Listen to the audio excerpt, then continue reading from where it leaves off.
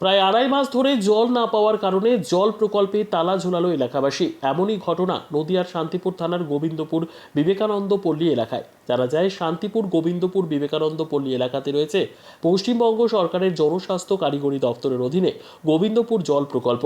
তবে এখানে জল প্রকল্প থাকলেও স্থানীয় বাসিন্দাদের অভিযোগ, প্রায় দীর্ঘ আড়াই মাস ধরে তারা পানীয় জল সরবরাহ পাচ্ছেন না। এর আগে জল প্রকল্প উদ্বোধনের সময় স্থানীয় পঞ্চায়েতকে পুরস্কৃত করেছিলেন এলাকাবাসী।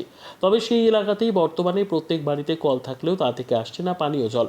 আর সে কারণেই মূলত পানীয় জলের দাবিতে জল প্রকল্পের কাছে একত্রিত হয়ে জল প্রকল্পে তালা মারল স্থানীয় এলাকাবাসী।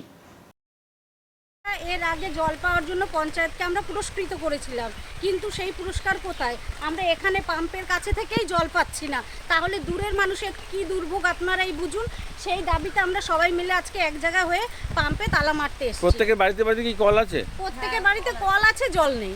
আচ্ছা, তো এইটা কর্তৃপক্ষকে জানিয়েছিলেন? কর্তৃপক্ষের অনেকবার জানানো হয়েছে, কোনো কাজ হয়নি। তার জন্য বাধ্য হয়ে আজকে আমরা সবাই মিলে এসেছি পাম্পে তালা লাগাতে। এখানকার তো মেম্বার ধরুন যারা আছে বা জনপ্রতিনিধি যারা আছে তাদেরকেও জানিয়েছেন যে জল পাচ্ছে না? মেম্বারদেরও জানানো হয়েছে। তাহলে সেক্ষেত্রে তারা কি বলছে? তারা বলছে উপরে জানাতে, আমরা উপরে জানিয়েছি, তাতেও কাজ হচ্ছে না। আর কর্তৃপক্ষ? কর্তৃপক্ষ তো কোনো কাজই দিচ্ছে না। আজকে কি করতে চাইছেন আপনারা? আমরা আজকে তালা মারতে এসেছি সবাই মিলে। আচ্ছা, তো আপনাদের কি দাবি? তালা কখন খোলা হবে, মানে যে মারলেন? হ্যাঁ, জল না পেলে তালা খোলা হবে না। তালা খোলা হবে না। আচ্ছা, আপনার নাম আর এই জায়গাটার নাম?